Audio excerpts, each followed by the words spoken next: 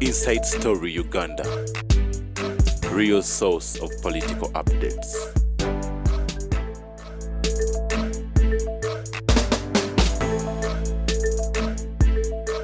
Abagaka abayitirivu ne mutanaba ya eyembu iranga ngenda kuba nkusaba gwenda eriyo dogo ensonga etambanja tubenga tugenda ku nsu twasubiza abantu nakusuubi ku Sunday twagera kuba tugenda kusonga eyebyemizannyo nze tamale kamalizeeyo twayo nze mwennyini navayo nenaga nti nno omukulu mukwano ga Mzee Tamale Mirundi Moses Magogo adibazi ebyemizannyo by'eggwa isi ati Uganda eby'omupiira nangamba no tekisibwe kiri egenda kuba aleeta bwino akasenti nno you can't manage sports era kamuwe omwaganya abenga akatabo kano nakawandika Uganda soccer yes love for money game of politics kati akatabo kano bwe nali nkawandika I was defending Mulindo okay era Mulindo yangulira emmotoka Onange mukiririzamu you did the best yakola cyane no kubanti yakola. Before you talk about Magogo, yes now but your friend Magogo I said Magogo naye mukubira bwiriri nedda I said mukubira nsonga I once dealt with an interesting case between a landlord and a tenant. There their relationship had lasted 3 years. The tenant was so committed that even during the economic turndown, he used to pay promptly. He was a lorry driver. When, however, he was deployed in Juba, South Sudan, where he would spend 2 weeks, the landlord tried to encroach on his wife. The woman had earlier declined the landlord's security advances, prompting him to introduce harsh terms and conditions for all his tenants. This was all intended to make her give in, but she remained firm. This first scenario is what was replicated on Saturday, 13th October 2012, when Uganda's Crane lost to Zambia's Chipolopolo by 0-1 in normal time and 8-9 in sport kicks. Akatabo kategede kabiri 10 Chipolopolo ne Uganda Cranes ubwo mupira gwali mu politics lekana aba Uganda Cranes baba subize emotoka tikiti emu yaliko emotoka baba wangu le Museveni yali. Do you know that at one time basu Uganda Cranes bajikube beka muleke baba kube second nga oli wagenda mu kisawe batu wangu nambaba za wangu. You didn't know intelligence is down. Olumu nasango musajja bamuyita Kimuli sekandi bagenda na kula government alwana ne munne bagala Museveni yaje mu kampu batajjamu nga tebagala Museveni yaje nengenda ne balopa Museveni came to the camp tuwalaba yo muvuka bwe yekandaka nafu obuwa mama obuwa yali amaze okujje wange nga ngambi obuwa yaleka nyumba ya polisi twagala muzeyi yajitu kibali babanja akakavuga ne kekandaka ne kafuluma Museveni n'abayita nga tubeeno mpira gwe bawangudde abawedde ole 3 tebajja abamu tebajja gyalimba ate bwe yamala ozibawo ne bajja n'abagamba from today abasambi b'omupiira mu Uganda mbafuze ba civil servants babobiryanka kwe muli paka munagwangamu badde n'amayumba ziwozo nteke no Museveni tayagala sports. But who is there okuba nti ebintu bino biba implemented? Yes, andi nkubuulidde baagala agwe nti abasajja abaddusa abanaku waraninga yo from poverty ogule motoka ennene ze batasobola olyoze balabyengo eripiri erigamba Museveni walete bautu ze bwejoyina gwe osobola gikozesa gwe just service yokayoka Nakalema ye yamwetegudde. Nakalema abadde agoba bawagizi ba Museveni. Mzee Tamale Nakalema yagenze kusoma ulira diplomacy yagenze kusoma iki mwati corruption institution ndi ku diplomacy ono byekwaso yali wano namusanga nali muyita Nakalema n'ekyoteekawo yenza okwerebalingwamu nanga ategeere ndita ngenda okulaba nga ye yabwita n'okuwita n'akoma byekwaso. How can byekwaso a general remain in Kampala when a joint operation is in Congo? Surrendering it to your junior kababa gobe temwayiga management kati kofuna hearsay spokesperson mouthpiece if you want to comfort your man, why did you join the army? It requires you to be away, and the man is married to 2 women. Chiasanku is my neighbor. ekyengera. That's going personal now. Today sports. Nti mutemumanyi calculations. Ono nakalima yakutte omukazi bwanga. N'akwata omukazi Kiguli nga Kiguli obufumbo bwe bwapa lwa Museveni baabwe yamusanga mu t-shirt ya Museveni n'amugoba all attempts to save the marriage failed ne kati nade bigiramu ne biganda siira kubeera n'omukazi ayambala t-shirt za Museveni kakati Museveni omukazi n'ava mu makage n'agenda Namugongo n'azimba akayumba Museveni n'amuwa omulimu n'abaana be kano kamumantaalirako mbu yabba ettaka 10 years ago. Stupid idiot. Naye bw'oba tekajjowa n'akaddusi bajja kukabitinda. Things are falling apart. I'm telling you. Okay, let's go ahead. Like in the landlord tenant's wife case, there have been calls from some quarters demanding for the resignation of Federation of Uganda Football Association FUFA top managers, and specifically the calls are targeting Lawrence Mulindo, the FUFA chief. This is strange in the world of football. When a team loses a match that the fan is expected to win, it is often the coach that suffers the wrath, not the head of the soccer body. In fact, available data reveals that coaches suffer the brunt of angry fans. Why do you talk about Magogo? Magogo is not a technical man. You are a coach. Magogo. You hired the coach to deliver you. Magogo. Likewise, Mulindo was not the problem. It was this man, a failure you brought back. Magogo is the supreme head of the body. Are you going to tell me that the first lead is responsible? He makes the contract. Is responsible. And what is Magogo is responsible for signing a coaches. Omanyi nti baleetako omuzannyi e Congo ne bamugula mu Villa nga baleese mutwa we. Olinga ali mwennyini. Whom do you blame? Ani abeera katebe? Ani akoochinga? Gwono wenye ku Sunday wagamba. Yes. Bringing back a failed coach. Yes. Coach failure n'omukomyawo. Kati we are blaming Magogo because wenye yeyamuzza. Is Magogo alone? That's where you fail. Is the head. Museveni. Is Museveni. Federation of Uganda Football Association. Kitegeeza. It is a body. It's a body. Why do you sing out? But can influence ebigenda kutambula. Mugwira. Magogo yabalemesa okubba ettaka lino erya Villa. Is a Villa fan. Sikono jeyentwe basajjamu. Ni emesi yejjaffe yetunyumiza. Emesi yawulira ng'omusajja yeebaza mukazi we. Kino kyofumbye ekitalo. Emesi nenoonya ekitalo kozi balidde lumu. Ka mukita mwebagisakuliza mubbye nnyo. So nimubba ne TV za Museveni mu nsi ki ti Museveni n'alangira pulezidenti w'eggwanga nti mugenda kufuna TV eza yero omusajja n'aziyolo n'adduka wanodeirwa akawunti. Things are falling apart.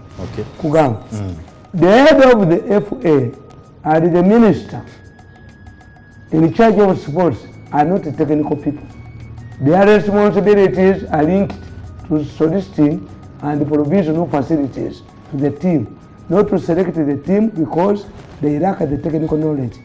Like in the tenant example, the landlord was looking for something else. He directed his wrath to the wife, well aware that she had a little say over family management, financial management, and that it was the responsibility of the husband to pay. Oli landlord yali abonyabonya mukazi ayagala mukuwana naye ng'akimanyi nti omukazi takola sente omusajja akola ki omusajja bwajja banyumya bulungi batula ku mweso naye omusajja bw'apaawo n'asaba omukazi ebyafa using it this way go wrong nkugamba. Secondly, after the loss the agitation for Mulindwa's resignation does not originate from the same fraternity, from soccer fraternity. Politicians like MPs can make observations, especially if they are soccer fans. However, in the case, the MPs who are well known for offering their services to the highest bidder were the ones spearheading the Mulindwa guillotine. mwateekawo buno obuvuka bwali naye Red Pepper Katonda agibonereza kukuba bantu efulumayo gumu kati yafuuka Daily Paper nefuuka kuba bantu okuba bantu nimukabya ensi kabusenga dakabya ensi kano kano akakuba bujingo nako kajja kubonaabona akawusa BBM erikondemu nti bwateekawo mbu friends of the cranes bubbe kabusenga nenkalabiye bugenze bubbe nobwa Red Pepper bukuba mulindwa ne bubwogoloza niye mulindwa mutya yita kabusenga namuli mukira wonyondo ne mwasiza wuma zitonkola ekintu entusenyi wabana unse mukabuli nemu. Let me confess here that I'm not a soccer fan. I do watch football on television screen.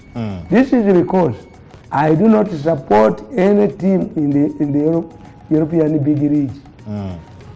I know, for example, that Britain's Premier League is aggressively marketed to be the only household name beyond the territories of England and the world over. However, when I joined the Mono newspaper in 1980, the paper was largely dependent on the copy series, especially with extensive sports coverage. The sports sections were sub-edited by the late Frederick Katose Kameme, who had replaced Fred Sekito when he shifted to Uganda Times. I perfected my writing skills on sports and attended several sports training courses in Uganda and abroad. With this background, I totally keenly follow up sports events. Therefore, I'm well versed with Uganda's soccer, and this is the motive behind my opinions in this book. I'm a sports writer. Mzee Tamale, you follow what is going on or following ne waliwo byobusa amaso because if so first wait bobanga challenges of Uganda's football democracy previously, especially in the 70s and the early 80s, Uganda was ruled by dictators, having destroyed everything in the leaders spared soccer. This is because the African dictators did not consider sports as a serious social activity. And history had proved that sports does not produce political rivalries. What is more, African dictators did not have to organize free and fair elections faced with of international isolation. However, they started investing in sports heavily, a sector believed not to breed leaders. Indeed, under dictatorships, the breathing space are usual sports and music. This part explains why almost every Congolese is a musician. In Jamaica, like a dance, our dictators by sports. Yeah. When you go to Rwanda, I'm not saying that President Kagame, but he is having investing in sports. I useful population. Yes. But this week you need serve. What will be Ghana? Anti-Temudo, see dictatorship. A dictatorship fears breeding. The breeding areas, the catchment areas, is not sports. But wagenda Kenya under dictatorship. Wanafanya kazi gani? Mwandishi wa gazeti gani? Gazeti ya michezo. Endelea. They did not expect the first sports person afuze Gwangani wa Liberia. Yes. That's why invested in sports. North Korea has made many entrants in the World Cup than South Korea, which is rich. They wanted the national anthem to be played. A dictator develops sports. Okay. Nga timu y'omupiira egenda mu nnyonyi ne bagamba yayina ne sente ezalifuting Uganda's bundi abroad. That's the one factor. The second factor, political scavengers, having realized that they have exhausted all their master playing cards, the FDC leadership is now targeting FOFA. They can use football to undermine government by managing the public strikes. Any FD chairperson at any level will be sent of agitation and the source of strikes and demonstrations. We have successfully ejected them from schools and universities. We have flushed them from religious groups where they were paying for negative shows against the president. We have defeated them on walk to work. Dr. Besiye's attempt to undermine Uganda kati bano bayingiramu. Nenkugamba nti is now an injured buffalo. He's looking for everything that forces him back into the limelight. This explains why the opposition is all out against FUFA leadership. They hope to install one of their own into FUFA, hoping by coincidence that the Cranes will qualify for World Cup. Ate Mbabazi yayingira mu sports. Besigye yayingira mu sports. Mbabazi yayingira mu sports. Nga bwagendayo bawangula. Sekandi bwagendayo tebateeba. Sekandi tajja. Museveni tajja. Mbabazi yayina okubeerayo. Nga bano beebase. Intelligence as usual. Miso ati play. Nenkugamba ekyo kitegedde. Nakugamba. Media ngatumba mu dakika bano balabe ba support wosipa singunu bane buduka bwe butta abantu abashi wosipa yes support mu Uganda. How? I looked at this wosipa I wrote this book 2012 emyaka emeka nabagamba unlike other media agencies Uganda Sports Journalists Association wosipa is strong and cohesive. It has ably resolved support and leadership wrangles. It is actually the kingmaker. WISPA has survived for a long time and it influences sports leaders. A fallout with WISPA spells doom for sports managers. Currently, WISPA members seem divided on whom to support. Fortunately, however, the differences are maintained outside the organization.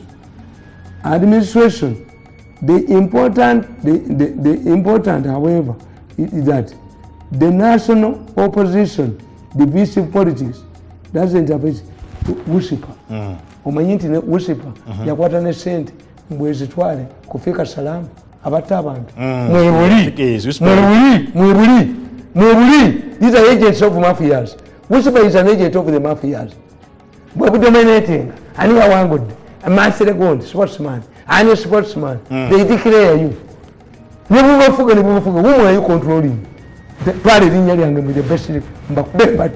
best money program. Where do you get the audition and the money?